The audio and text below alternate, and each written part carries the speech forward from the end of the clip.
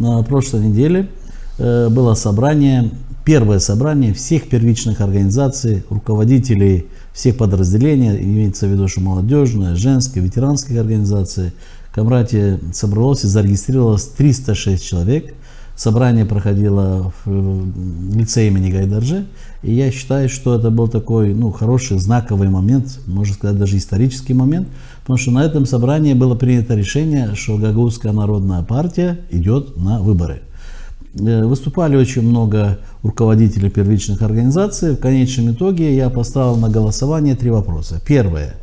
Готово, идет, соглашаются ли наши все первичные организации идти на парламентский выбор 28 сентября. Второе.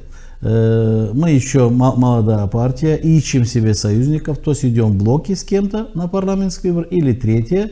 Мы просто берем паузу, не идем на парламентские выборы и готовимся на местные выборы этой же осенью на выборы Народного собрания.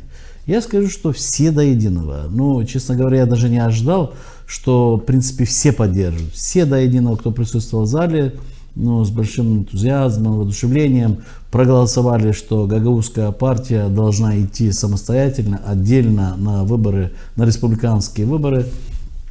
И скажу, что мы приняли такое общее решение, что сделать все возможное, чтобы довести до наших людей, до нашего избирателя, максимально провести работу.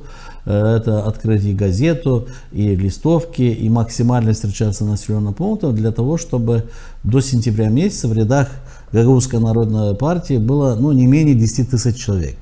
Хочу сказать, что сегодня уже 3400 человек есть. За 3 месяца первого начала работы, вот у нас, в принципе, столько человек вступило в партию.